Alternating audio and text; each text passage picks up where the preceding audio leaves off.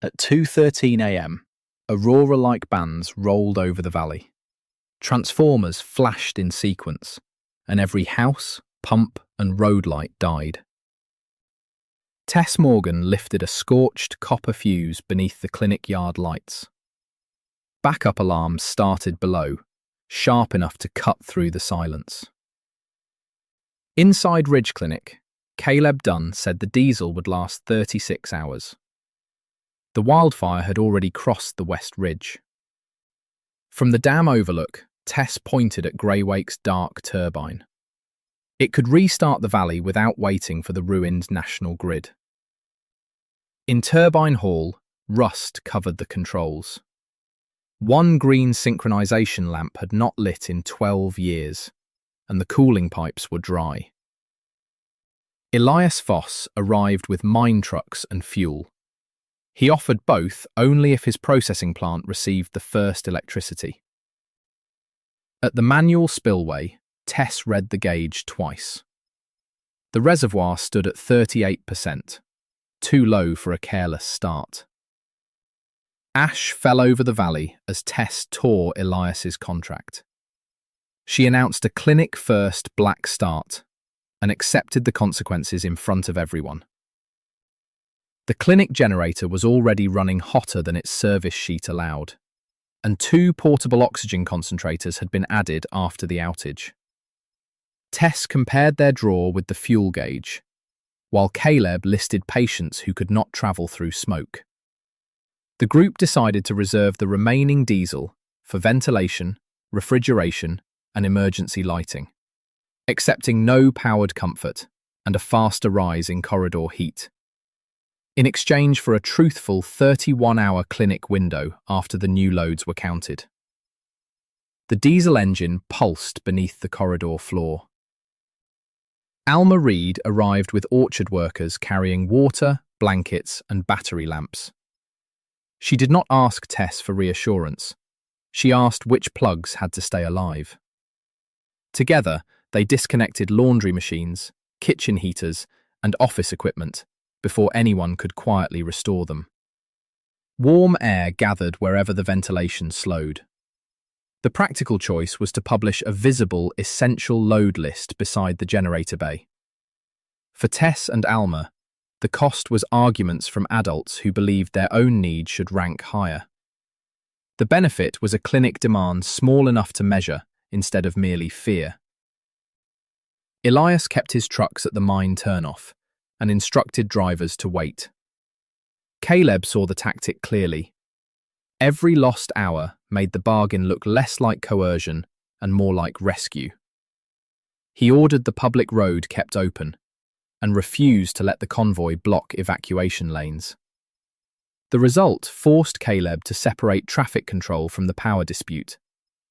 Ash collected in the tyre tracks faster than dust.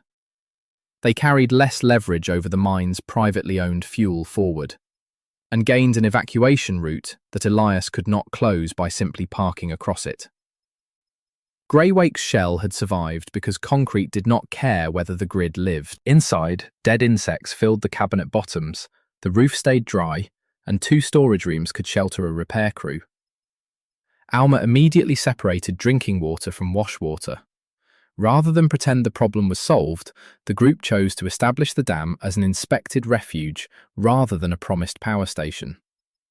That preserved a defensible base with accountable supplies and 1 secure sleeping area, while leaving long work shifts inside a cold building with no functioning sanitation pump. Reservoir light trembled across the narrow control windows. The generator casing showed no fresh impact, but the cooling loop had split at 3 supports. Tess lowered a mirror into the bearing housing and found old oil, not metal fragments. Caleb tested every ladder before allowing anyone below the catwalk. The dead generator made small human movements look temporary. The group could protect evidence that the surviving turbine might turn without destroying its bearings only by choosing to inspect the machine from outside inward before attempting movement, with another hour consumed while the clinic fuel clock continued still unresolved. The binder assumed spring water and a reservoir above 60%. 12 dry summers had changed that premise. Using etched marks, Tess corrected for the lower surface and found that a full gate opening would waste water faster than the clinic could use power. She designed the first turn around a narrow opening and low load. The choice reduced immediate output and left almost no tolerance for instability, but it preserved a reservoir plan measured in weeks instead of hours. The manual wheel now looked less like a control than a deadline. The transmission yard had taken the storm directly. 2 high-side transformers were blistered beyond field repair, and the valley line hung open at 3 cracked insulators. Yet the shorter clinic feeder and an old orchard branch remained physically separated from the burned national line. The scene ended with the group choosing to abandon any attempt to revive the regional transmission route. Wind pressed smoke against the corroded disconnects. What they gained was 2 local circuits that could be rebuilt without touching the ruined grid. What remained was a smaller island with strict limits and no outside balancing support. Room by room, they counted what the clinic actually required. Ventilation and medicine cooling dominated the load. Lighting mattered less than people assumed. A sterilizer could run briefly each afternoon, but not while the well pump started. Alma translated those limits into plain choices. Emergency lights flattened every face into the same tired pallor. Tess and Alma chose to build a staged clinic load ladder instead of one all-or-nothing connection. That left scheduled inconvenience and public scrutiny of every exception, but it also created a sequence the turbine could accept without being struck by a sudden demand. Noor Patel reached the pass after driving the old forestry track around 2 burned substations. Her van carried current protection notes, insulated tools, and only 6 usable control batteries. She had spent the night isolating a nursing home microgrid before coming to Greywake. Caleb decided to escort Noor and the batteries directly to the dam, accepting 1 fewer fire crew member available at the pass for an hour in exchange for the only current settings and field expertise Tess did not possess. The narrow road offered no room for careless movement. Noor recognized the generator relay family, but not its corrosion.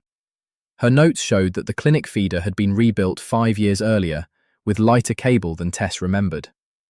The old binder therefore allowed more current than the line could safely carry. Teal work lamps carved islands through the machinery darkness. The practical choice was to rewrite the protection limits before touching the start controls. For Tess and Noor, the cost was lower power capacity and an admission that the binder was not authority. The benefit was a setting plan grounded in the line that actually existed.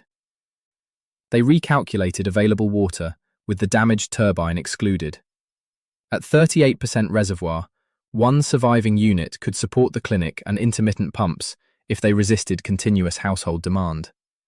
A fire defense surge was possible, but it would consume a full day's water in under 2 hours. The result forced Tess and Noor to reserve a separate emergency water block for wildfire pumps. Cold concrete held the day's heat while ash settled outside. They carried less daily electricity for homes, an orchard refrigeration forward, and gained a protected fire reserve that could not be spent by ordinary pressure. The cooling loop could not hold pressure. Caleb found an intact section of irrigation pipe in the maintenance store, but its diameter was smaller and its fittings did not match. Noor proposed a temporary bypass that would cool the bearing at reduced output. Rather than pretend the problem was solved, Caleb and Noor chose to build the narrow bypass and cap the unreachable branch. That preserved a repair they could inspect, drain, and replace without pretending permanence, while leaving higher generator temperature and a hard ceiling on sustained load. Every tool strike travelled through the concrete shell. By afternoon, Greywake looked less abandoned. Sleeping mats occupied 1 dry room, tools hung by task, and every water container carried a use category. Tess posted equipment limits beside the controls, including her own calculations and the facts she still did not know. Rust on the gate mechanism showed every year of neglect. Tess and Alma could protect an inspected base whose rules could survive fatigue and disagreement, only by choosing to treat the refuge as a shared workplace with visible records, with less freedom for any leader to change priorities in private still unresolved. Elias shifted tactics. He offered diesel directly to households whose relatives worked at the mine, implying that the cooperative was denying them help. Alma answered by opening the orchard fuel ledger and showing exactly what remained for transport and pumps. Alma answered the problem by deciding to pool civilian fuel under a public emergency ledger. Heat shimmer blurred the dam below and the fire above. The move produced a common record that made selective generosity harder to weaponize and exposed anger from families who feared losing their private reserves. The wildfire was moving toward the only road. Caleb proposed widening the old maintenance cut at Ash Pass into a fire break, using mine loaders if Elias released them. Tess objected that the dam crew could not spare power for pumps. Caleb answered that power meant nothing if everyone became trapped. They began a manual break before electricity was available. The choice slowed turbine work and split exhausted crews between two fronts. But it created a road corridor that did not depend on the dam succeeding first. Ash collected in their tyre tracks faster than dust.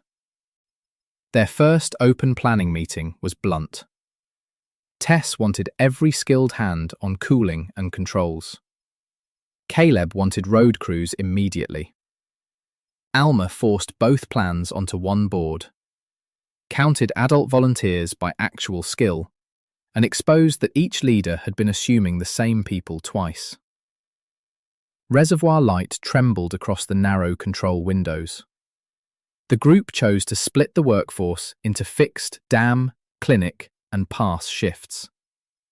That left slower progress at every site, and no hidden reserve of labour. But it also created a schedule adults could challenge, because the trade-offs were visible. The Orchard Cooperative surrendered its spare mainline pipe for the turbine cooling bypass.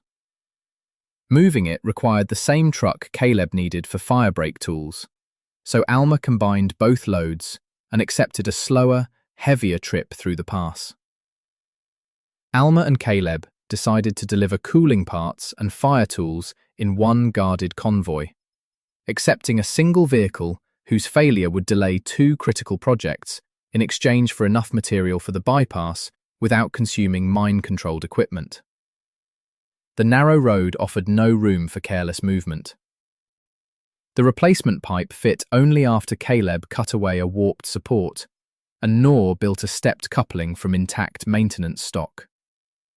Tess insisted on a low-pressure water test before sealing the trench, even as clinic calls reported worsening heat. Teal work lamps carved islands through the machinery darkness. The practical choice was to test the bypass twice before committing the turbine. For the group, the cost was another 90 minutes without generation and rising impatience outside. The benefit was a cooling path whose leaks could be seen before the machine began turning. Only 4 of the 6 control batteries held charge, and one dropped voltage whenever a relay coil pulled in. Noor could combine healthy cells into a smaller bank, but there would be no redundant supply for a second attempt. The result forced Tess and Noor to build one stable control bank and reserve the weakest cell for lighting. Condensation and rust marked the limits of every repair. They carried a single chance to energize protection without automatic backup forward, and gained enough reliable charge to operate the essential trip circuits. 3 feeder bays were ruined, but a retired maintenance circuit still held sealed relays behind a grounded disconnect. Tess confirmed isolation from the burned transmission steel before Caleb climbed. Noor removed only components matching the clinic feeder's coil voltage. Rather than pretend the problem was solved, the group chose to salvage 2 relays and leave every uncertain device untouched. That preserved tested protection parts that could replace corroded controls at Greywake, while leaving less spare equipment than their growing circuit plan required. Ash moved between the steel frames in nervous grey ribbons. Solvent was scarce, so the switchgear had to be cleaned contact by contact. Alma organised a rotation that kept untrained hands away from livable compartments, while still using every available adult for brushes, rags, and debris removal. The dead generator made small human movements look temporary. Tess and Alma could protect one traceable circuit with fewer hidden corrosion points only by choosing to clean only the first clinic path before expanding any other feeder. With a visibly unfinished haul and resentment from adults waiting for home power still unresolved. Elias announced that employees volunteering at Greywake would lose paid mine shifts once operations resumed. He framed the threat as protecting jobs, but Caleb saw adults look toward the fire break and then toward their mortgages. Caleb answered the problem by deciding to record the statement publicly and keep the pass open to voluntary crews. Heat shimmer blurred the dam below and the fire above. The move produced evidence of pressure without turning mine families into enemies and exposed fewer skilled mechanics willing to be seen helping the dam. They opened the water gate by less than a hand's width. Pressure reached the penstock slowly, and the old pipe answered with deep knocks that faded instead of growing. Nor watched for vibration, while Tess held the wheel against its own rusted weight. The scene ended with Tess and Noor choosing to fill the penstock gradually and stop below starting flow. Cold concrete held the day's heat, while ash settled outside. What they gained was proof that the waterway could take pressure without an immediate rupture. What remained was another delay before useful rotation and continued clinic diesel use. On the first turn, the runner moved, groaned, and stopped at 11 revolutions per minute. The governor linkage refused to open farther, while bearing temperature climbed faster than Tess's estimate. She closed the gate before momentum could hide the cause. Every tool strike travelled through the concrete shell. Tess chose to abort the attempt before the generator reached self-sustaining speed. That left lost battery charge, lost water, and a clinic clock now under 24 hours, but it also created an undamaged turbine and clear evidence of a seized control linkage. The failed turn exposed two problems rather than one. The temporary cooling line carried water, but trapped air starved the upper bearing. A rusted governor pin also bent under load. Caleb found the pin only because he inspected where the linkage had scraped fresh metal. Tess and Caleb chose to vent the cooling loop and replace the governor pin before trying again. The cost was more hours of repair, with no guarantee another hidden fault would not appear.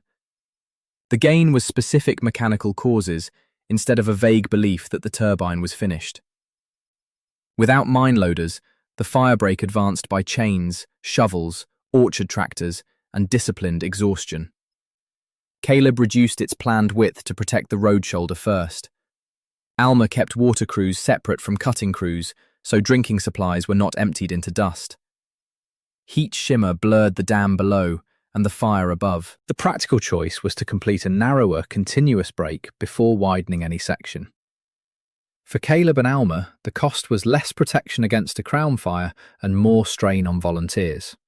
The benefit was a defensible corridor reaching halfway across the pass by sunset. Several mine mechanics came after dark in ordinary clothes, unwilling to abandon either their jobs or the valley. Alma refused to hide them like criminals. She offered the cooperative ledger as proof that their hours were emergency service, not an attack on the mine. The result forced Alma to credit every volunteer openly, without naming anyone as disloyal.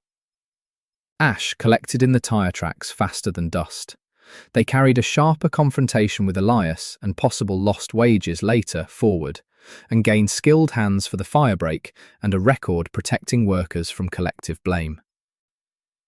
The clinic's revised fuel window fell to 21 hours after smoke forced ventilation to run continuously. Caleb asked whether the turbine could power pumps by morning. Tess answered that another rushed start might destroy the only generator, then made herself say the consequence aloud.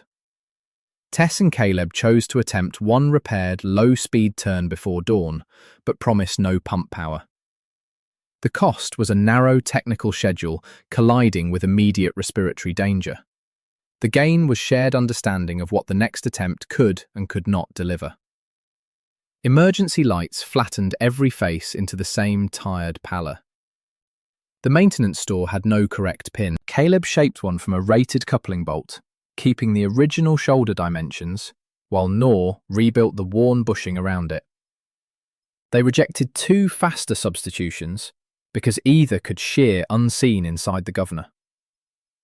The dead generator made small human movements look temporary.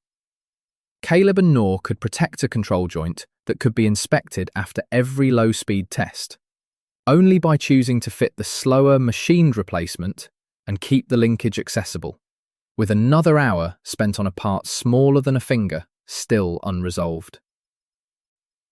They vented the upper bearing until the cooling stream ran without air.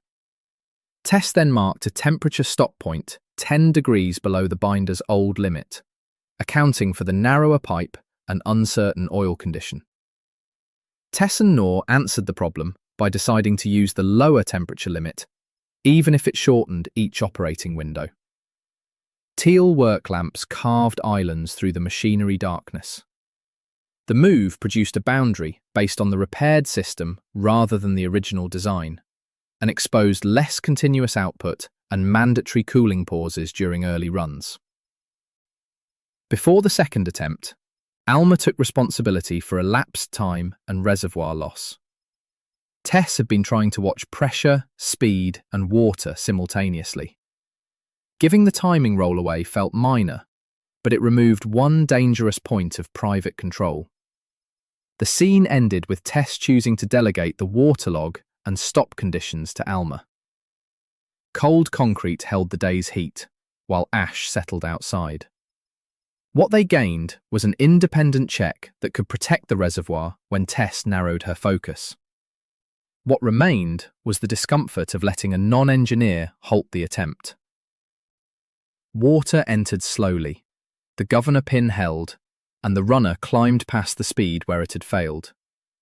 At first, the generator's rotation sounded uneven, then settled into a deep, continuous rhythm. Caleb called stable cooling flow, while Nor confirmed rising control voltage. Every tool strike travelled through the concrete shell. The group chose to hold the turbine at manual turning speed before seeking full frequency. That left continued water use without yet powering a single outside load. But it also created the first sustained mechanical rotation Greywake had produced in 12 years. The unit reached operating speed, but frequency wandered whenever the old governor hunted for position. Tess adjusted in small steps, while Nor watched voltage build through the field circuit. A fast correction would have overshot both. Tess and Nor decided to stabilise frequency with no external load for a full 10 minutes, accepting more reservoir draw and no immediate relief at the clinic, in exchange for a repeatable, no-load operating point rather than a lucky moment.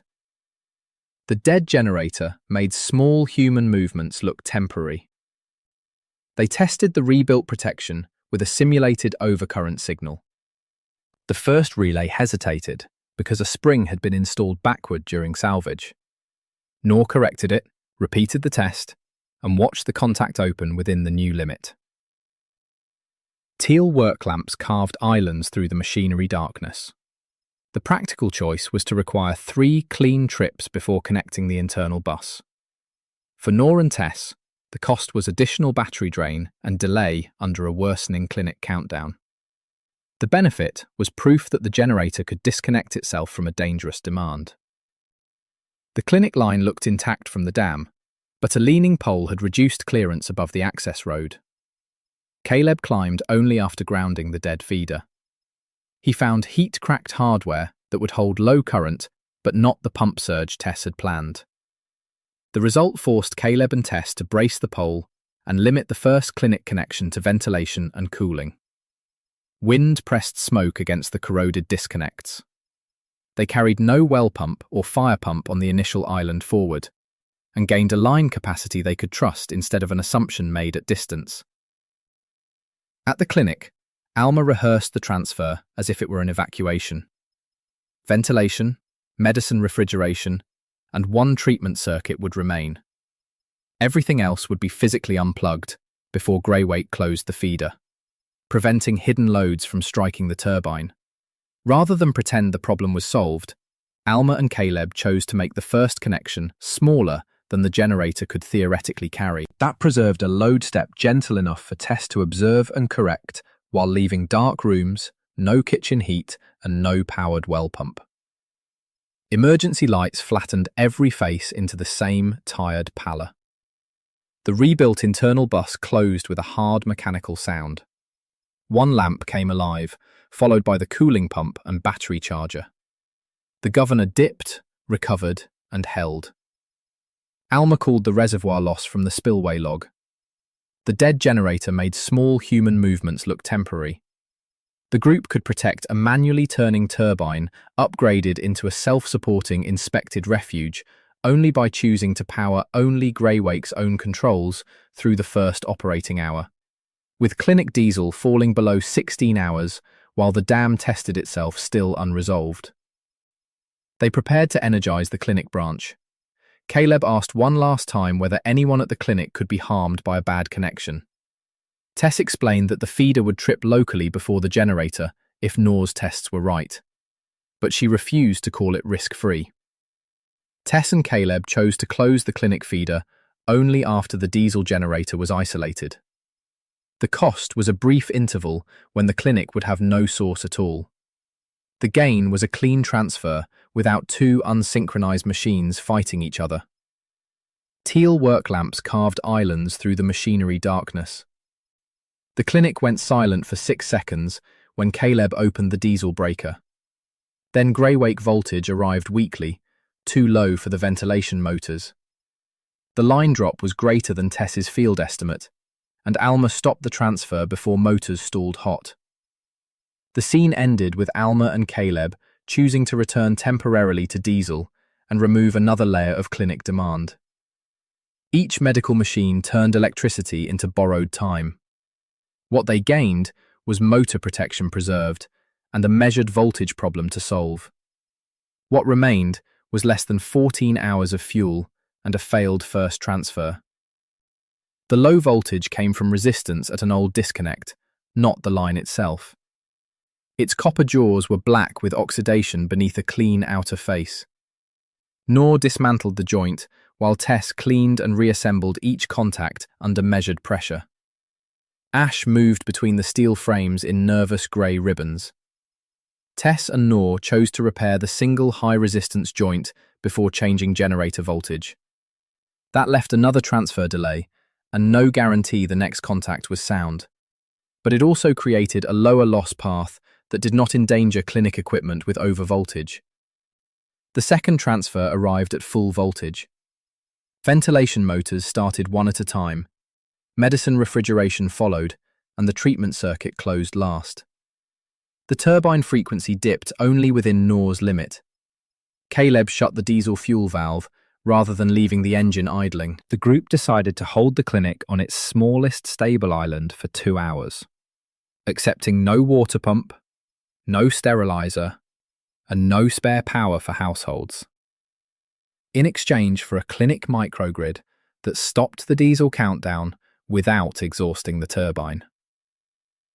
The diesel engine pulsed beneath the corridor floor. With the clinic connected, generator temperature rose toward the new ceiling, but leveled below it. The temporary bypass leaked a thin line at one coupling. Nor tightened it only after Tess reduced output, refusing to work against pressurized hot water. Teal work lamps carved islands through the machinery darkness. The practical choice was to schedule a cooling inspection at every clinic load change. For Tess and Nor, the cost was brief voltage reductions whenever the bypass required attention. The benefit was a stable operating routine instead of continuous improvisation. Once the clinic stabilized, requests multiplied. Staff needed sterilization, laundry, meal preparation, and well water. Alma grouped them into timed blocks and asked Tess to state which could overlap. The answer showed that the well pump and sterilizer could never start together. The result forced Alma and Tess to publish a daily clinic schedule with one discretionary block. Each medical machine turned electricity into borrowed time. They carried delays that felt arbitrary to people who could not see the turbine forward, and gained a load rhythm that protected both medical work and generator temperature. Alma surveyed household needs by function rather than ownership. Refrigeration for insulin, radios for fire crews, and pumps for shared wells ranked above private lighting. Caleb added homes sheltering smoke-sensitive adults to the evacuation list instead of promising them electricity. Rather than pretend the problem was solved, Alma and Caleb chose to create a household ladder before any residential line was energized. That preserved a defensible order that did not reward volume, wealth, or proximity to power, while leaving public disappointment and hard comparisons between unlike needs. Dry grass hissed under wind that smelled of distant pine smoke.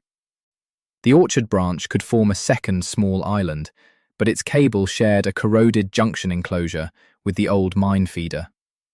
Noor found the mine handle open and tagged, yet the downstream cable carried faint induced voltage from parallel lines. Burned insulators stood above the gravel like broken teeth.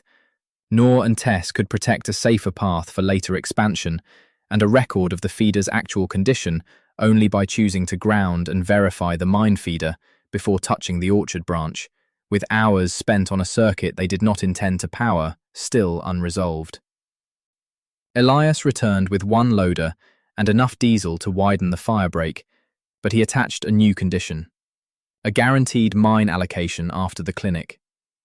Tess said allocations would be decided by the published ladder, not private exchange.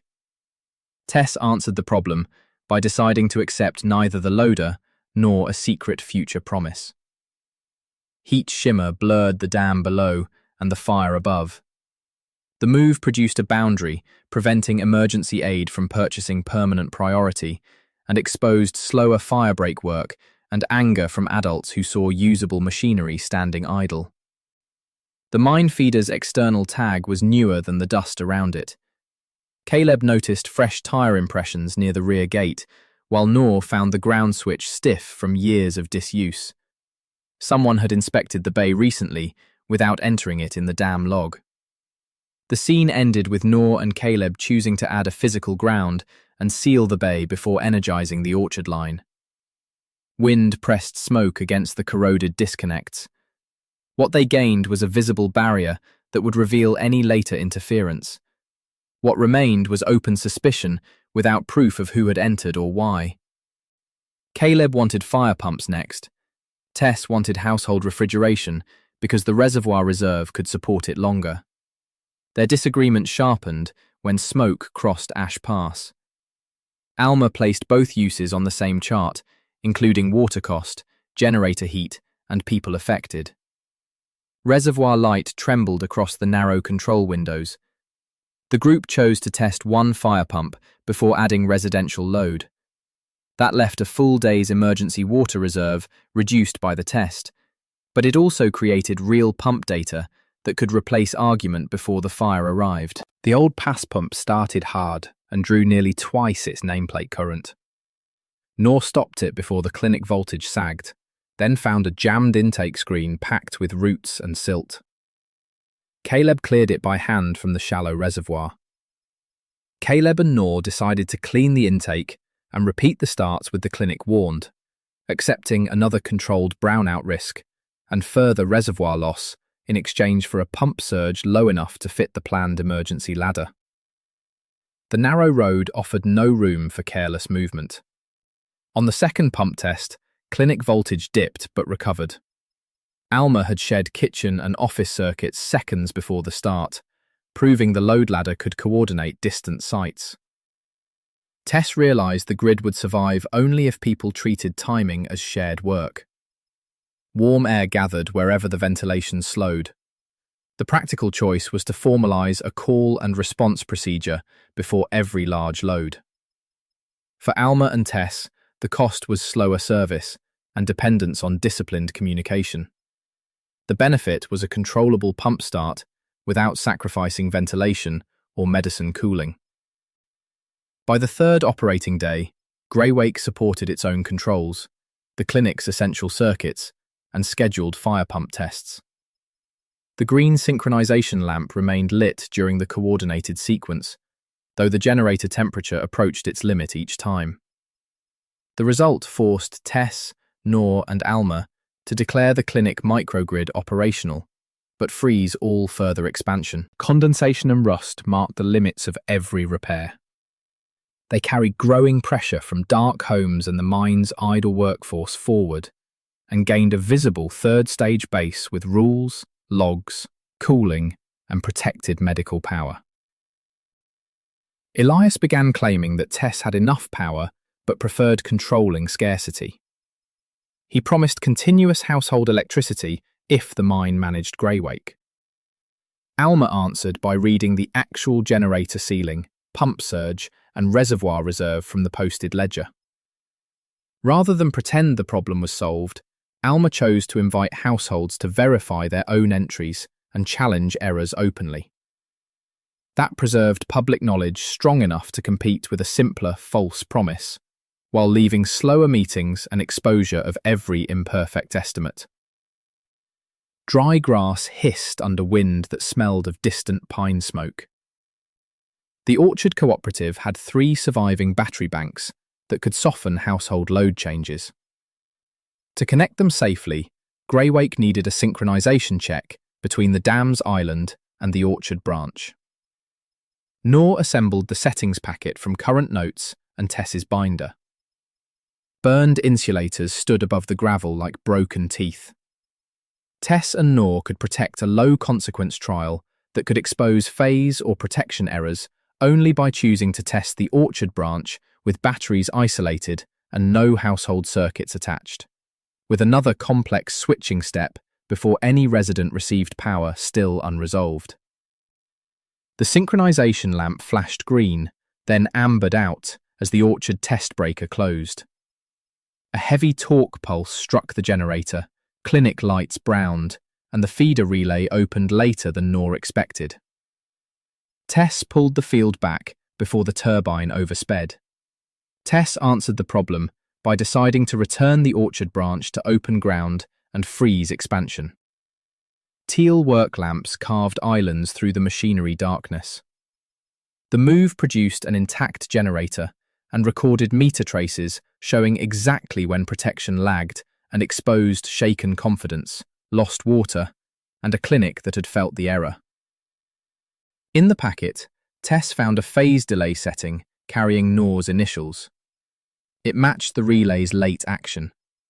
Exhaustion and fear narrowed Tess's judgment. She asked why Noor had changed the value without telling her, and the question landed as an accusation. The scene ended with Tess choosing to remove Noor from the live panel until the page's origin was established. Condensation and rust marked the limits of every repair. What they gained was a controlled pause instead of another test driven by defensiveness.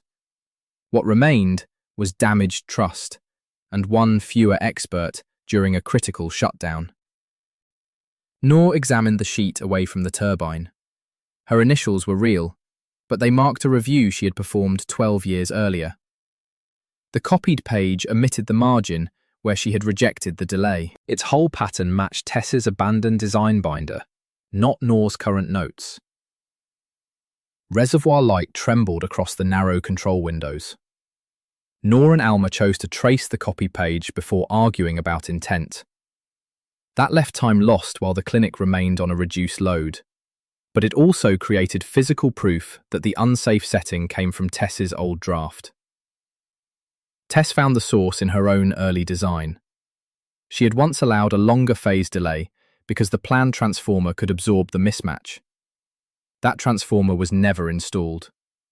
The setting had been unsafe for Greywake even before corrosion and low reservoir changed the plant. Tess decided to admit that the error began in her design rather than Noor's work, accepting public damage to Tess's technical authority and private shame she had avoided for years in exchange for the correct problem definition needed to repair both protection and trust. The dead generator made small human movements look temporary. Alma traced the copied sheet to a maintenance packet delivered from the mine archive that morning. Elias said old dam records belonged to the company that had once surveyed Greywake. He denied inserting anything, but the packet's index listed the rejected draft as retained.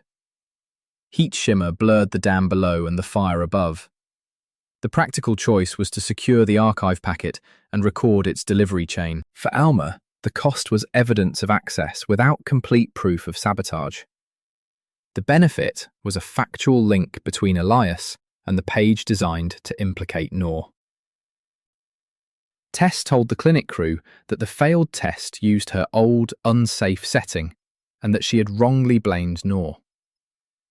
She did not soften the admission by mentioning exhaustion or sabotage. Caleb watched adults absorb the fact that competence did not mean innocence from error. The result forced Tess to restore Noor to equal control authority and place the binder under shared review. Each medical machine turned electricity into borrowed time. They carried a loss of unilateral speed and an unavoidable public correction forward, and gained a team more likely to challenge dangerous assumptions before equipment did. Noor agreed to continue on one condition. No setting would enter service because a single expert recognized it. Tess accepted. Alma created a changelog requiring 2 technical checks and 1 operational witness for every protection value. Rather than pretend the problem was solved, Noor, Tess and Alma chose to retire the unverified binder pages from active use without destroying them. That preserved a control process that separated useful history from present authority, while leaving slower changes and more visible disagreement during emergencies. Every tool strike travelled through the concrete shell. They recalculated phase delay from the actual orchard cable, battery inverter behaviour, and weak generator inertia. The safe window was much shorter than either woman's first estimate. Noor built an independent test circuit that would fail open before the main breaker moved. The dead generator made small human movements look temporary. Tess and Noor could protect a corrected protection scheme that did not depend on trust alone, only by choosing to verify the new setting through the test circuit 3 times, with more battery use and 1 less hour before the evening pump block still unresolved. Alma refused to hide the brownout as a technical detail. She added it to the public board, including the mistaken setting, the accusation, and the correction. Caleb used the reduced evening power window to advance smoke evacuations rather than demand an early retest. Alma and Caleb answered the problem by deciding to treat the failure as planning information rather than private embarrassment. Warm air gathered wherever the ventilation slowed. The move produced a public record that made future manipulation more difficult and exposed hard questions from residents and less confidence in promised schedules. Before the corrected test, Caleb found the mine feeder seal stretched but unbroken, as if someone had tested how it was fastened. Noor added a second mechanical telltale and photographed the disconnect position without relying on the yard's dead cameras. The scene ended with Noor and Caleb choosing to guard the yard during every switching sequence. Wind pressed smoke against the corroded disconnects. What they gained was an independent witness if the hidden feeder moved again. What remained was 1 fire rescuer, diverted from the pass at a dangerous hour. The corrected orchard synchronization produced no torque pulse. The green lamp held steady, the batteries accepted the connection, and the clinic meters barely moved. Tess waited through the entire test window before allowing herself to record success. Every tool strike travelled through the concrete shell. Tess, Noor and Alma chose to complete the test with batteries connected, but household loads still open. That left continued darkness for residents, despite a successful technical step. But it also created a stable second island, able to separate cleanly from Greywake. The Orchard batteries began charging from Greywake in a narrow midday window. Because the branch could separate automatically, the batteries would later carry small household loads without forcing the turbine to follow every refrigerator start. Nor and Tess decided to limit charging to the coolest generator hours, accepting less daytime power for clinic sterilisation and dam maintenance in exchange for stored energy that could absorb evening household demand safely. Burned insulators stood above the gravel like broken teeth. The base advanced one deliberate step, while the outside deadline kept moving. Alma selected the first residential circuits from the published ladder. Medicine refrigeration, 2 shared radio points, and 1 well control. Caleb confirmed each house had an evacuation plan before electricity returned, preventing power from becoming an excuse to remain too long. Heat shimmer blurred the dam below and the fire above. The practical choice was to energise only shared survival functions on the Orchard Island. For Alma and Caleb, the cost was continued darkness and resentment in most private rooms. The benefit was proof that limited household power could serve people without overwhelming Greywake. The fire crossed a drainage 2 ridges west, cutting its estimated arrival to 18 hours if the wind held. Caleb wanted the pass pumps primed continuously. Tess calculated that keeping them pressurised would consume water and power even before flames arrived. The result forced Tess and Caleb to prime the line during scheduled checks, but leave pumps stopped between them. Ash collected in the tyre tracks faster than dust. They carried a slower response if the fire accelerated without warning forward, and gained preserved reservoir head for a longer active defence. The disagreement returned with harder numbers. Tess protected the turbine and water reserve. Caleb protected minutes at the fire line. Alma added a trigger. When the fire crossed Penstock Ridge, pumped readiness would outrank residential charging and clinic discretionary loads. Rather than pretend the problem was solved, the group chose to adopt a published fire distance trigger for automatic load priority. That preserved a rule connecting visible danger to a pre-agreed electrical response, while leaving less freedom for Tess or Caleb to reinterpret urgency alone. Reservoir light trembled across the narrow control windows. Residents challenged why the clinic steriliser received a daily block, while most homes stayed dark. Tess explained infection risk and the generator's start limits. Alma then invited corrections from nurses and households, changing 2 timings when better information emerged. The diesel engine pulsed beneath the corridor floor. Alma and Tess could protect a schedule shaped by evidence from the people living under it, only by choosing to treat the load ladder as revisable public policy rather than engineering scripture. With longer meetings and visible changes that critics could call weakness still unresolved. Elias ordered mine crews to prepare the processing plant for immediate restart, telling them Greywake power was imminent. Caleb knew no allocation had been approved. The movement placed heavy trucks near the hidden feeder route and increased pressure on workers to follow. Caleb answered the problem by deciding to document vehicle times and keep emergency access physically separated. Heat shimmer blurred the dam below and the fire above. The move produced a timeline that could later connect feeder interference to specific access and expose no authority to stop lawful mine movement on private ground. Mine families feared that refusing Elias meant losing both wages and electricity. Alma stated publicly that housing circuits would remain eligible regardless of employment dispute. She separated workers from the owner's plan and invited mine electricians to review Greywake's published settings. The scene ended with Alma choosing to protect mine households from collective punishment, while challenging Elias's claim. Ash collected in the tyre tracks faster than dust. What they gained was workers able to share information without betraying their neighbours. What remained was fewer simple allies and a more complicated public argument. The second seal had moved. Fresh scratches showed that the mine feeder handle had been lifted slightly and returned. The physical ground still prevented current, but someone had tested the mechanism after Nor's warning. Ash moved between the steel frames in nervous grey ribbons. Nor and Caleb chose to replace the seal with a locked crosspin and assign witnessed inspections. That left another scarce lock and continuous staffing at the exposed yard, but it also created clear evidence of attempted access, even without a completed connection.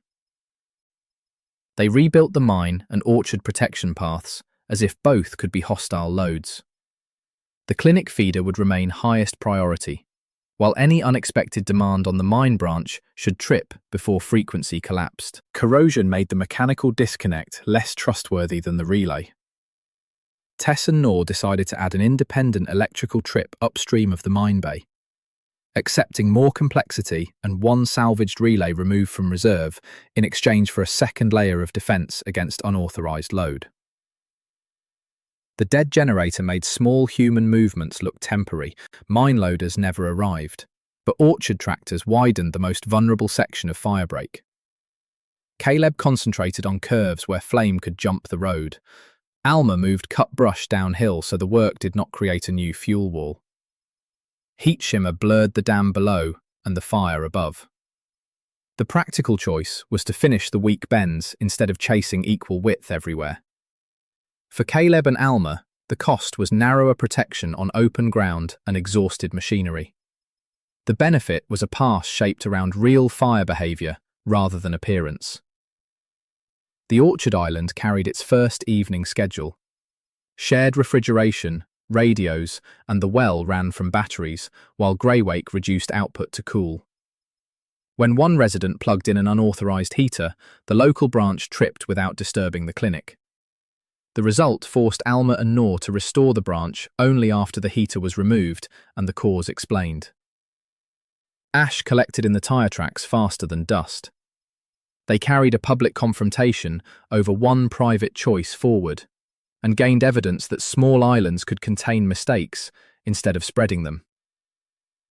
Greywake now coordinated 3 layers: its own controls, the clinic microgrid, and the separable orchard island. The structure reduced single-point failure, but every layer demanded communication. Tess no longer held the only stop conditions. Caleb and Alma each controlled agreed triggers.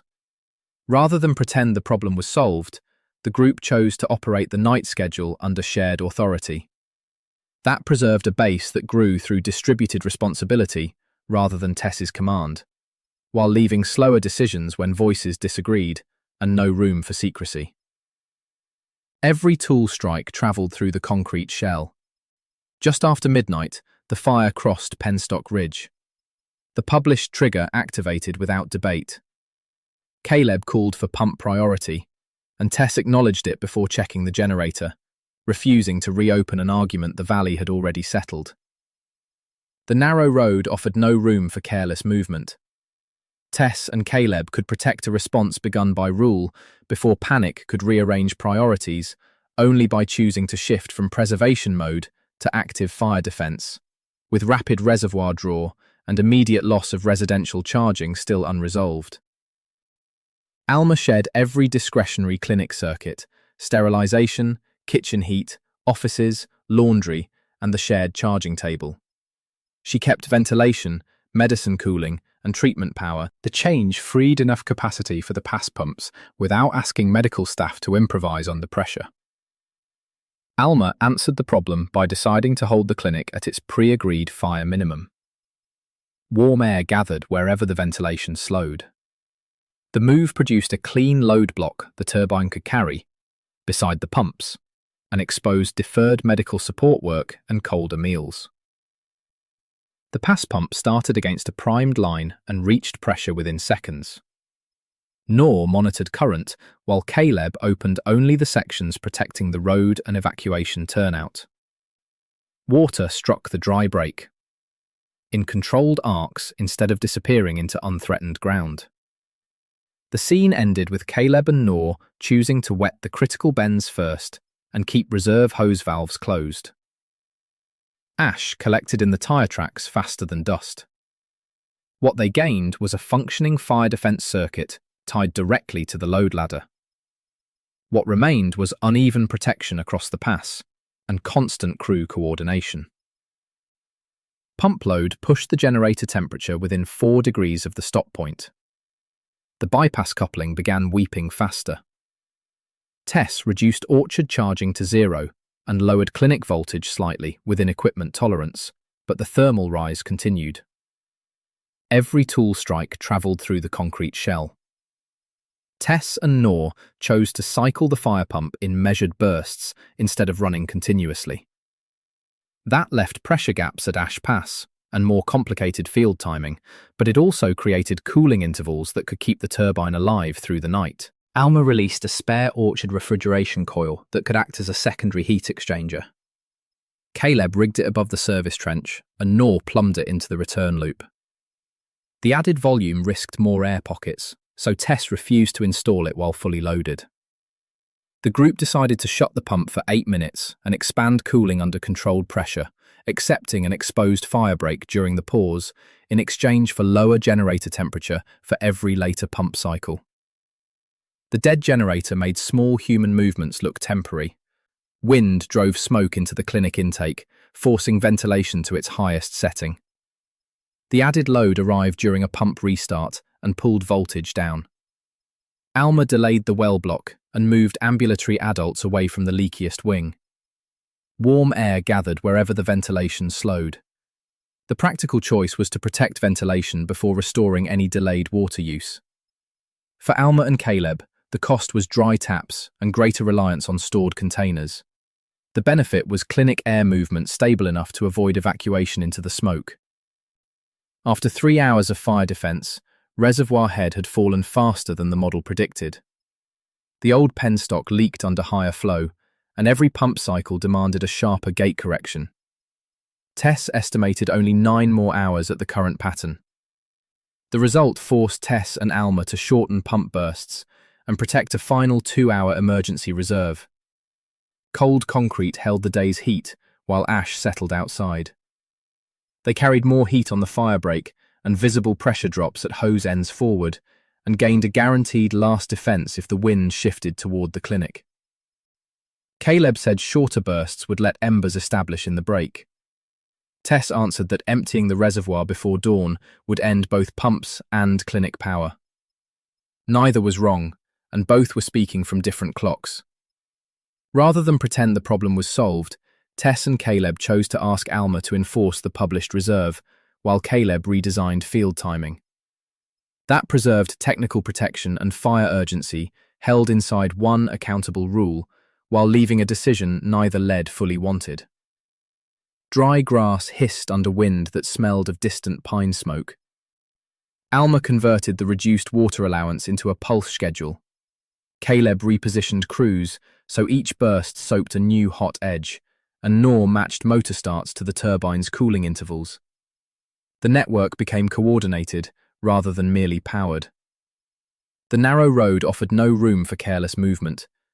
The group could protect a fire defence network that used timing to multiply scarce capacity only by choosing to run shorter, targeted bursts under one shared clock, with less water on any single section and no tolerance for missed calls still unresolved.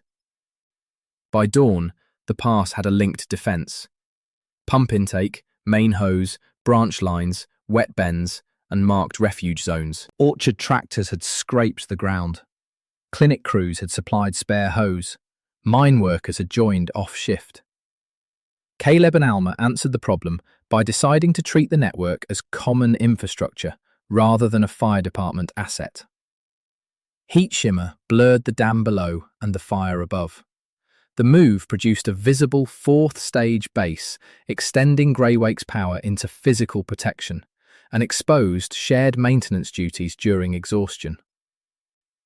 Elias submitted a revised mine request, claiming the processing plant could restart at a modest load and supply machine parts to the valley. Tess saw totals that seemed plausible, but Alma noticed the listed conveyor line emitted its starting current. The scene ended with Tess and Alma choosing to reject the request until every motor and startup sequence was independently verified. Cold concrete held the day's heat, while ash settled outside. What they gained was a record showing that public benefit did not excuse incomplete electrical facts.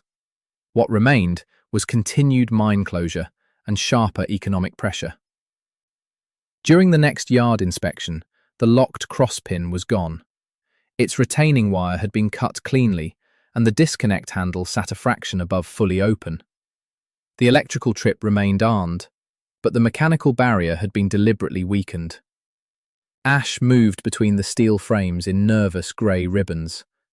Noor and Caleb chose to install a chained block and station paired witnesses at the yard. That left 2 adults continuously exposed near the approaching fire. But it also created certainty that someone intended to move the mine feeder under crisis conditions. A brownout struck midway through a scheduled pump burst, even though Alma had shed the correct clinic loads. The frequency drop was too large for the pass pump alone. Tess ordered the pump stopped, and the clinic recovered before ventilation motors overheated. Tess and Alma decided to hold all expansion and compare every feeder current against the public schedule, accepting a temporarily weaker fire line during active emberfall in exchange for proof that an unlisted demand had entered the island. The diesel engine pulsed beneath the corridor floor. The meter traces showed 18 kilowatts appearing on the mine side for 11 seconds. The visible mine disconnect was open, and the electrical trip had issued no command. Noor concluded that current had bypassed the monitored path or entered downstream of the sensor. Teal work lamps carved islands through the machinery darkness. The practical choice was to reduce generator output margin and inspect the mine cable route end to end. For Tess and Noor, the cost was less capacity for pumps until the unknown branch was located. The benefit was a measurable signature separating sabotage from ordinary load error. Beneath a maintenance cover, they found an older parallel cable leaving the mine bay. It had been buried on drawings as a construction feeder and never removed. Fresh abrasion on its lugs showed recent work, though the cable was open again. The result forced the group to treat the construction feeder as an active threat and expose both ends. Wind pressed smoke against the corroded disconnects. They carried more time in the smoke-filled yard and a wider area to guard forward, and gained the hidden electrical path that explained the clinic brownout. A temporary jumper had connected the hidden cable around the visible disconnect. It was sized to carry a brief test, not continuous plant load. The person using it had watched the brownout and removed it before protection could identify the source. Rather than pretend the problem was solved, Noor and Tess chose to secure the jumper as evidence and isolate the hidden cable at both ends. That preserved a physical method matching the unexplained demand, while leaving fewer spare locking parts and no certainty that another bypass did not exist. Ash moved between the steel frames in nervous grey ribbons. The revised mine load sheet listed a small maintenance feeder, but described it as disconnected. Its total excluded the processing motors connected beyond the buried tie. Alma found identical rounding errors on 3 pages, showing the emissions were structured rather than accidental. Rust on the gate mechanism showed every year of neglect. The group could protect documented evidence that the proposed mine load was intentionally understated only by choosing to classify the sheet as falsified and remove it from allocation planning. With an open conflict with Elias before the fire emergency ended, still unresolved. Mine workers quietly provided shift records showing that a maintenance crew had been ordered to inspect the processing feeder during the exact brownout window. Alma kept workers' names out of the public copy while preserving times, equipment, and supervisor instructions. Alma and Caleb answered the problem by deciding to protect witnesses while sharing verifiable operational facts. Heat shimmer blurred the dam below and the fire above. The move produced a timeline connecting mine preparation to the hidden feeder test, and exposed slower evidence review and criticism that anonymity favoured rumours. Tess reconstructed the plan. A mine feeder closed before synchronization would drag frequency down, strike the generator, and brown out the clinic. If Greywake failed, Elias could point to her old setting and claim technical incompetence while offering fuel-backed control. The scene ended with Tess choosing to explain the mechanism publicly without claiming evidence they did not yet have. Condensation and rust marked the limits of every repair. What they gained was shared vigilance focused on a specific feeder and switching moment. What remained was fear that revealing the weakness might teach someone how to exploit it again. Elias denied ordering any connection. He said old cables and careless workers were the cost of reviving abandoned infrastructure. Tess did not demand a confession. She stated that the mine feeder would remain isolated and the evidence would go before an open council. Dry grass hissed under wind that smelled of distant pine smoke. Tess and Caleb chose to keep the mine housing circuits eligible while barring processing load. That left continued access disputes with a man who still controlled vehicles and fuel. But it also created a boundary aimed at the responsible system rather than every worker. Elias tried to frame isolation of the processing plant as punishment of mine households. Alma showed that housing refrigeration and shared wells remained on the same ladder as orchard homes. The restriction applied only to the concealed industrial path. Alma decided to separate emergency housing service from industrial control in every public statement, accepting more detailed explanations during a fast-moving fire, in exchange for a policy mine workers could defend without defending Elias. The diesel engine pulsed beneath the corridor floor. A shared measurement ended the argument more cleanly than rank could. Nor added the last salvaged relay upstream of both mine cables. Caleb cleared a route to the manual disconnect and fixed guide rope between steel frames, anticipating smoke thick enough to erase the exit. They rehearsed isolation with all circuits dead. The valley remained visible through a forest of dead conductors. The practical choice was to maintain both automatic and manual ways to remove the mine feeder. For Noor and Caleb, the cost was no remaining spare relay, and a dangerous route still dependent on people. The benefit was 2 independent defences against the same deliberate load. They rebuilt the next black start sequence around the threat. Step 1 would hold clinic ventilation. Step 2 would add fire pumps after Alma shed every non-essential load. Step 3 would restore evacuation lights only after frequency stabilized. The result forced Tess and Alma to publish the sequence and assign a named adult role to each action. Condensation and rust marked the limits of every repair. They carried less flexibility if conditions changed between steps forward, and gained a controlled restart plan that could survive confusion and deliberate interference. Heat and ash were attacking the yard faster than expected. The upstream breaker opened electrically, but its mechanical linkage moved sluggishly and shed rust. Noor warned that one more thermal cycle could leave the contacts closed, even after the relay commanded a trip. Noor and Tess chose to keep the breaker energized only when required and prepare manual blade isolation. The cost was a human intervention route beside live equipment during fire. The gain was advance warning that automatic protection might fail at the worst moment. Ash moved between the steel frames in nervous grey ribbons. A wind shift threw embers over the western bend.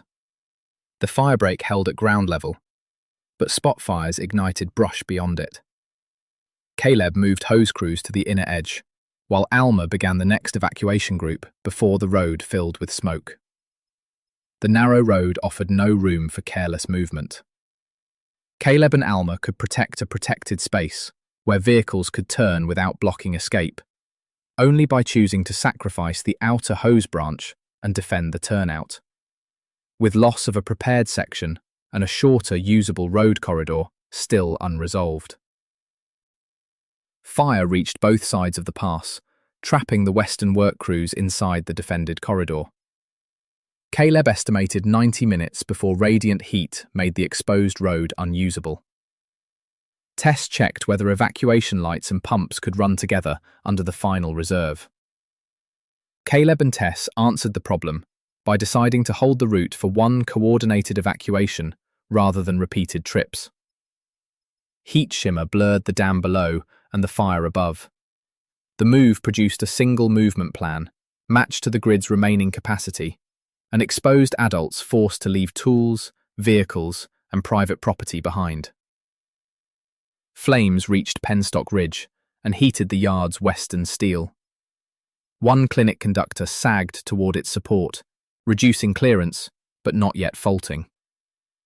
Caleb secured the route beneath it, and Noor reduced feeder voltage within clinic tolerance to lower heating. The scene ended with Noor and Caleb choosing to keep the clinic line energized while closing the exposed yard lane. Wind pressed smoke against the corroded disconnects. What they gained was continued medical power without pretending the conductor was safe.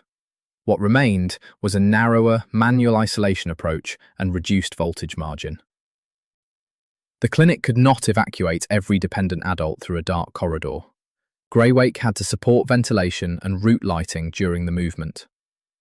The preserved diesel held roughly 11 hours, but restarting it under load risked a hard transfer. Emergency lights flattened every face into the same tired pallor. Alma and Tess chose to reserve diesel for a controlled turbine shutdown and no other use. That left no backup if the engine failed during the final fire period, but it also created a temporary bridge for cleaning the generator before the evacuation surge. The reservoir had entered the final protected band. Continuous pumps, clinic ventilation, and evacuation lights could run together for less than 2 hours. Tess could gain another hour by lowering turbine output, but only if the clinic accepted dimmer lighting. Tess and Alma decided to set evacuation lights at the lowest safe level and protect pump pressure, accepting harder movement through smoke and no visual comfort in exchange for a larger water margin for the road defence. Rust on the gate mechanism showed every year of neglect. The orchard heat exchanger was clogging with ash drawn through the hall vents. Generator temperature rose even between pump bursts. Noor said they could clean it only with the turbine unloaded and the cooling loop depressurized. Teal work lamps carved islands through the machinery darkness. The practical choice was to shut Greywake down before the final evacuation demand. For Tess and Noor, the cost was a risky transfer back to limited diesel while the fire advanced. The benefit was a cooler machine capable of surviving the decisive 2-hour run. Caleb brought the clinic diesel online at low load, matched the transfer procedure Tess had written, and opened the Greywake feeder. The engine coughed once, then carried ventilation and medicine cooling. Alma kept all other circuits dark. The result forced Caleb and Alma to use the shutdown window for cleaning and no discretionary work. Each medical machine turned electricity into borrowed time. They carried fuel burning during the valley's most dangerous hour forward and gained a protected interval for the turbine crew to restore cooling. With the turbine stopped, the hall felt unnaturally empty. Tess and Noor cleaned the exchanger, bled trapped air, and tightened the bypass. Caleb sealed the worst vent with sheet metal so the system would not inhale another layer of ash immediately. Rather than pretend the problem was solved, the group chose to restart only after the cooling loop passed pressure and flow checks. That preserved a generator thermally prepared for the combined clinic and fire load, while leaving 43 minutes of diesel already consumed. Every tool strike travelled through the concrete shell. On the cover of evacuation traffic, Elias moved 2 maintenance trucks toward the mine feeder entrance. Caleb could not abandon the trapped road to chase them. He radioed times, vehicle descriptions, and direction to the yard witnesses. The narrow road offered no room for careless movement. Caleb could protect a clear report without sacrificing people already in motion. Only by choosing to protect evacuation first and rely on documented observation, with a likely feeder threat advancing, while Caleb remained elsewhere still unresolved. The base changed through restraint as much as through construction. The chain still held, but the hidden cable trench could be reached from the mine side, outside Greywake's fence. Nor realised Elias did not need the visible disconnect if his crew reinstalled a downstream jumper. Alma prepared immediate load shed instructions.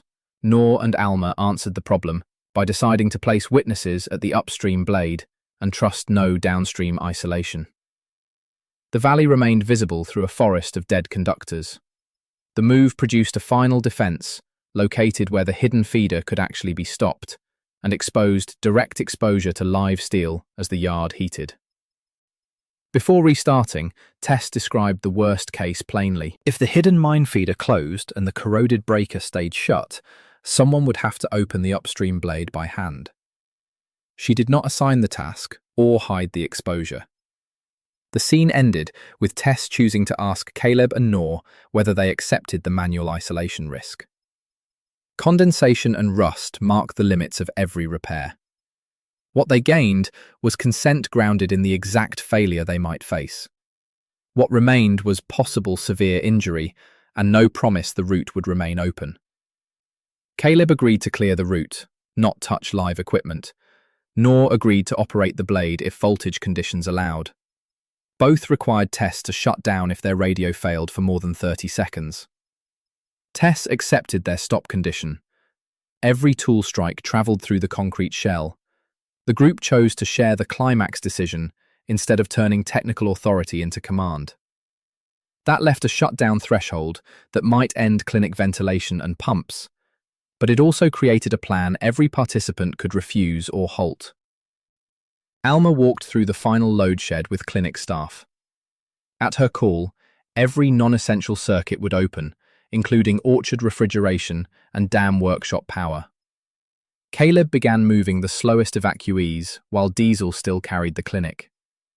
Alma and Caleb decided to complete the first evacuation wave before Greywake restarted, accepting less time remaining for Western crews trapped at the pass in exchange for fewer people dependent on the island during the most unstable switching period. The diesel engine pulsed beneath the corridor floor. With cooling restored, Tess began the final black start. Alma called each gate increment and watched the emergency band descend. The penstock answered with a steady pressure rise, though firelight now flickered across the reservoir surface. The manual wheel dominated the room like a second deadline. The practical choice was to use only the flow required for stable rotation. For Tess and Alma, the cost was almost no spare water for correcting a bad start. The benefit was a controlled approach that preserved the last fire reserve. The repaired governor brought the turbine through low speed, without hunting. Nor confirmed cooling flow and protection charge, while Tess held the field weak until rotation settled. Every extra second cost diesel at the clinic, but rushing would make synchronization harder. The result forced Tess and Nor to stabilize voltage and frequency before touching any external feeder. Condensation and rust marked the limits of every repair. They carried continued fuel burn and trapped crews waiting at Ash Pass forward, and gained a generator entering the final sequence without hidden mechanical instability. When Tess called stable frequency, Caleb prepared the clinic transfer. Alma confirmed that ventilation, medicine cooling, and one treatment circuit were the only connected loads. Evacuation lamps remained dark until the generator proved it could hold the clinic. Rather than pretend the problem was solved, Caleb and Alma chose to open diesel and close Greywake in the rehearsed dead interval. That preserved a clean first step that avoided unsynchronized sources while leaving several seconds without ventilation during heavy smoke. Emergency lights flattened every face into the same tired pallor. The clinic feeder closed, frequency dipped, the green lamp trembled, and the governor recovered. Tess waited through 3 full breaths, before Noor confirmed that the clinic line was stable and the diesel source was clear. The dead generator made small human movements look temporary. Tess and Noor could protect medical power secured on the controlled island only by choosing to hold step 1 until temperature and voltage both settled, with delayed pumps while embers crossed the firebreak still unresolved. The gain would matter only if the next crew understood its cost. Alma shed the remaining orchard and clinic support circuits, then authorized the fire pump. Caleb opened the main valve only after pressure rose, keeping closed branches from stealing the start surge. Caleb and Alma answered the problem by deciding to add the pump as one measured second step. Heat shimmer blurred the dam below and the fire above. The move produced a focused waterline, protecting the trapped evacuation corridor, and exposed no household power and no workshop cooling fan. Every adult present could see both the benefit and the price. The third step brought evacuation lights online at their lowest safe level. Adults moved toward waiting vehicles while ventilation continued. For 1 minute, the 3-step island behaved exactly as planned. The scene ended with Alma and Caleb choosing to keep every discretionary breaker physically open until evacuation ended. Each medical machine turned electricity into borrowed time. What they gained was clinic, pumps, and route lighting balanced on one controlled generator. What remained was no margin for comfort loads or private exceptions. The decision narrowed their options, which also made action possible. Then the hidden mine feeder closed from the downstream side. Noor saw the cable jump before the current meter rose. A processing motor bank struck the island without synchronization, exactly as Tess had described. Ash moved between the steel frames in nervous grey ribbons. Noor chose to radio the unauthorized closure and move toward upstream isolation. That left a rapidly falling frequency and live equipment between Noor and the blade. But it also created immediate confirmation of deliberate interference. The work bought time, and time immediately demanded another choice. Frequency fell hard. The upstream relay issued a trip command, but the corroded breaker stayed closed. Generator currents surged, clinic lights browned, and the turbine began losing speed under the mine load. Tess decided to hold the machine above stall while calling for manual isolation, accepting rising temperature and seconds before protective collapse in exchange for a narrow operating band that kept clinic ventilation from stopping immediately. The dead generator made small human movements look temporary. The result held only because everyone knew what could break it. Tess stated the choice without issuing an order. Shutting down would protect the turbine, but end ventilation, pumps, and evacuation lights. Manual isolation could save all three, but the yard route was live and burning. Caleb and Noor repeated their earlier consent and stop conditions. Teal work lamps carved islands through the machinery darkness. The practical choice was to attempt manual isolation while keeping shutdown within reach. For the group, the cost was 2 adults entering a lethal environment and a machine near overload. The benefit was a decision shared by the people carrying its direct risk. Alma shed everything beyond the 3 survival loads, including orchard batteries, dam workshop power, well controls, and medicine room backup charging. She announced each cut over radio so Tess could see the demand fall in steps. The result forced Alma to reduce the island to clinic ventilation, fire pumps, and evacuation lamps. Each medical machine turned electricity into borrowed time. They carried loss of every secondary service during the firestorm forward and gained the smallest load that still protected people moving through smoke. The day offered no spare capacity for pride or private agendas. Caleb led with a charged hose and the route rope in his damaged left glove. Noor followed with the insulated operating pole. The sagging clinic conductor forced them away from the rehearsed lane and toward hotter gravel near the burned frames. Rather than pretend the problem was solved, Caleb and Noor chose to advance only while radio contact and visible clearance remained. That preserved a disciplined approach that preserved the option to retreat while leaving a longer path beside energized steel. Ash moved between the steel frames in nervous grey ribbons. A cable tray dropped ahead of them, scattering burning insulation across the gravel. Caleb cooled the path in short bursts to avoid blinding steam. Nor checked overhead clearance before stepping past, refusing to trade speed for an unseen arc. Burned insulators stood above the gravel like broken teeth. Caleb and Nor could protect a route Nor could cross without losing control of the operating pole, only by choosing to clear one safe footpath rather than force through the hottest gap, with more seconds of overload in Turbine Hall still unresolved. Tess reduced field strength and trimmed gate flow just enough to lower current through the stuck feeder. Too much reduction would stall clinic motors. Too little would leave Nor facing a heavier arc at the blade. Alma relayed clinic voltage after each adjustment. Tess and Alma answered the problem by deciding to hold the island at the lowest safe voltage for manual opening. Teal work lamps carved islands through the machinery darkness.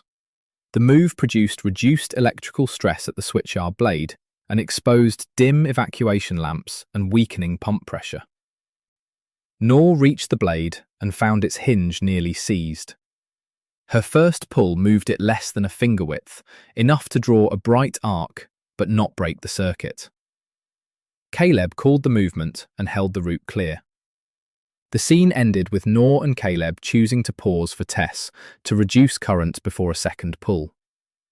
Wind pressed smoke against the corroded disconnects. What they gained was a visible mechanical position they could work from. What remained was continued mine load and a partially opened live contact.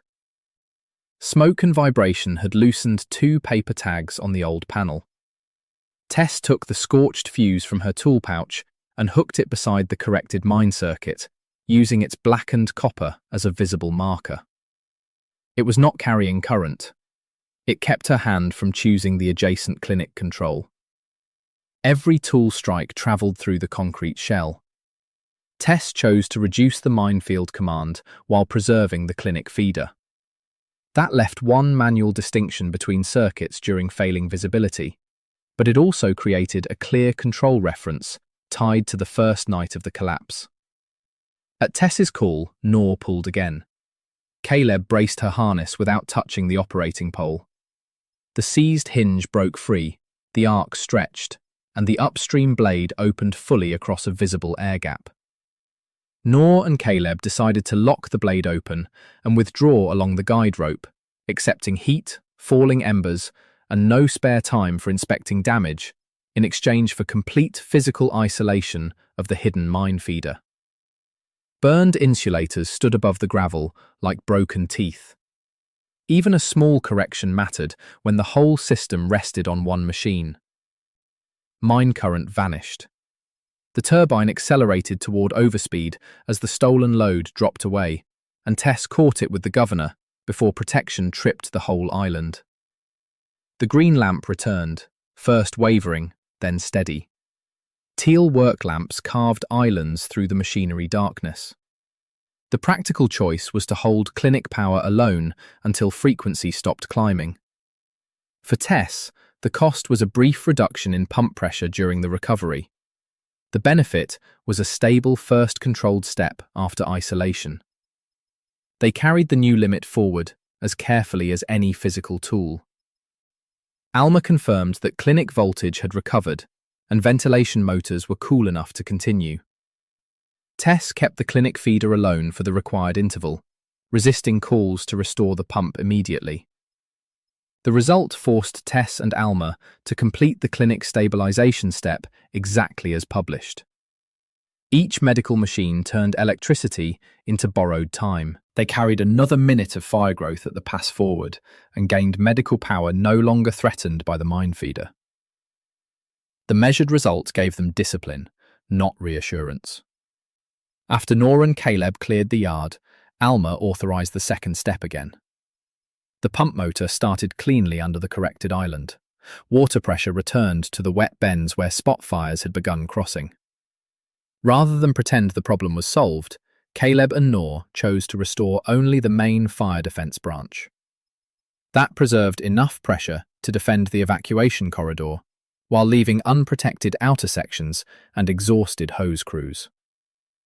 Dry grass hissed under wind that smelled of distant pine smoke. They marked the change on paper before fatigue could distort it. The third step restored route lighting after pump current settled. Caleb moved the final clinic vehicles into the pass convoy. Alma kept the treatment circuit alive for the last dependent adult until the transport door closed. The diesel engine pulsed beneath the corridor floor. Alma and Caleb could protect an evacuation sequence supported, without sacrificing ventilation or pumps, only by choosing to hold the three-step balance until every vehicle cleared the turnout, with continued strain on the reservoir and generator temperature still unresolved. The equipment answered honestly once they stopped asking it for miracles. The coordinated network reached its full purpose. Pump bursts soaked the inner break, route lights marked the smoke, and the convoy crossed in one movement. Flames crowned above the road, but failed to establish in the wetted corridor. The group answered the problem by deciding to keep vehicles moving without stopping for abandoned property. Heat shimmer blurred the dam below and the fire above. The move produced a clear passage long enough for the trapped adults to escape and exposed equipment and homes left behind on the western side. When the last vehicle reported clear, Tess reduced pump load and eased the gate. Generator temperature peaked below the stop line. Noor and Caleb returned with the mine blade locked open, the removed jumper, and witnessed photographs of Elias's trucks at the feeder route. The scene ended with the group choosing to preserve the evidence and begin a controlled cool-down. Condensation and rust marked the limits of every repair.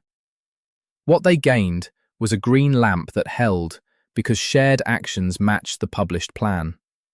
What remained was a damaged yard and a valley still burning at its edges. Elias tried to order the maintenance trucks back toward the mine, but drivers refused after learning the feeder had endangered the clinic. Alma read the documented timeline aloud: falsified load sheet, hidden cable, brownout test, cut seals, and final closure. Dry grass hissed under wind that smelled of distant pine smoke. Alma and Caleb chose to remove Elias from emergency switching access, pending open review. That left continued ownership disputes and no immediate regional court. But it also created community control, based on evidence rather than retaliation. At first light, the yard showed what the meters had hidden: arc marks on the mine blade, a burned jumper path, and heat damage on the clinic support. Noor declared the mine feeder unusable until rebuilt. Caleb mapped safe access, while Tess recorded every changed condition. The group decided to keep only clinic and essential pump circuits energized during inspection, accepting days of reduced service after the immediate fire threat, in exchange for a safe boundary between surviving equipment and damaged claims. Burned insulators stood above the gravel like broken teeth. The Valley Council met in Turbine Hall because it was the largest safe room with power. Alma presented the logs in sequence, and Tess explained the electrical mechanism without exaggeration. Elias challenged individual estimates, but could not explain the hidden jumper or ordered feeder work. Teal work lamps carved islands through the machinery darkness. The practical choice was to suspend Elias from all emergency control and preserve his right to answer at hearing. For Alma and Tess, the cost was an unresolved legal process beyond the valley. The benefit was immediate operational safety without replacing evidence with vengeance. A regional emergency magistrate reached the valley by radio relay and authorized a later hearing when roads reopened. Until then, the council held Elias's switching keys, vehicle dispatch authority, and dam archive under witnessed seal. He remained accountable without being turned into a spectacle. The result forced Alma and Caleb to separate emergency removal from final legal judgment. Each medical machine turned electricity into borrowed time. They carried months before a formal regional decision forward and gained a lawful chain of evidence and no private punishment. The council guaranteed mine housing, water, and cooperative electricity regardless of Elias's case. Mine mechanics joined line repair under the same published shifts as orchard crews. No family lost service because of its employer, and no worker had to defend sabotage to keep a home. Alma and Caleb chose to fold mine skills into the cooperative without transferring Elias's authority. The cost was trust between crews who had stood on opposite sides of the dispute. The gain was a workforce treated as adults rather than property of the owner. Dry grass hissed under wind that smelled of distant pine smoke. They drafted a public scheduling charter from the load ladder that had survived the fire. Medical minimums, water reserve, fire triggers, maintenance windows, household islands, and appeal rules all became shared policy. Technical limits could be challenged with evidence, but not traded privately. Rust on the gate mechanism showed every year of neglect. The group could protect legitimacy strong enough to outlast the emergency personalities only by choosing to give scheduling authority to a 5-person elected board, with slower decisions than a single engineer could make still unresolved. Over the next months, Greywake stopped looking improvised. Salvaged steel replaced the heat-warped clinic support. New insulators separated the local feeders, and the hidden mine cable was removed in visible sections. Tess required every repaired path to be tested as an island first. The group answered the problem by deciding to rebuild for separation before adding capacity. The valley remained visible through a forest of dead conductors. The move produced a valley grid able to fail in pieces instead of all at once, and exposed slower restoration of industrial loads and repeated test outages. Rooftop solar returned in small clusters rather than one grand array. Noor paired each cluster with local protection, and Alma scheduled battery charging around orchard work and household needs. The systems could disconnect from Greywake whenever frequency drifted. The scene ended with Alma and Noor choosing to favour several modest islands over one impressive central expansion. Ash collected in the tyre tracks faster than dust. What they gained was resilience that did not depend on the dam carrying every mistake. What remained was less total output and more local maintenance responsibility. The clinic received a dedicated battery bank and practiced separation every month. During drills, ventilation and medicine cooling transferred locally, while Greywake went dark for maintenance. Caleb used the same route lights that had guided the fire evacuation, now powered without diesel. Emergency lights flattened every face into the same tired pallor. Tess and Caleb chose to treat emergency switching as a practiced community skill. That left scheduled interruptions and time spent rehearsing failures, but it also created a clinic that could protect itself without demanding perfect central power. 8 months after the storm, one Greywake turbine ran on a published schedule tied to reservoir level. The cooling bypass had been replaced, the governor rebuilt, and the generator temperature logged by every shift. Power was steadier because the valley expected limits instead of denying them. Tess, Noor, and Alma decided to operate below maximum output and preserve seasonal waterhead, accepting fewer continuous luxuries and strict maintenance closures in exchange for a durable valley cooperative grid rather than an emergency miracle. The dead generator made small human movements look temporary. Tess trained 3 adult operators from different parts of the valley. Each had to explain not only how to start Greywake, but when to refuse a start, how to publish uncertainty, and how to separate the islands before damage spread. Teal work lamps carved islands through the machinery darkness. The practical choice was to qualify operators through judgment and transparent procedure. For Tess and Noor, the cost was less dependence on Tess and fewer reasons for anyone to obey her automatically. The benefit was technical authority distributed across people who could question one another. At the first winter board meeting, Tess placed the main control key on the table rather than keeping it on her belt. Alma recorded 5 equal custodians. Caleb met Tess's eyes, and the quiet between them held trust, earned through disagreement, not a promise that either would always yield.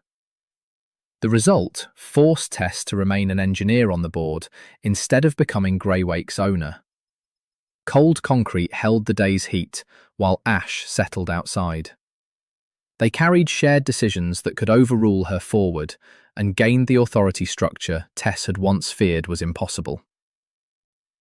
The scorched copper fuse hung beside the steady green synchronization lamp as a reminder that power could fail through metal, pride, or secrecy.